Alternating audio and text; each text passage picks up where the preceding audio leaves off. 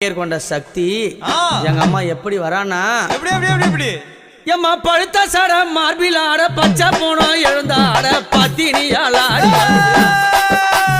பழுத்த சட மார்பில் ஆட பச்சை போனோம் எழுந்தாட பத்தினியாளாடி வருகிறான்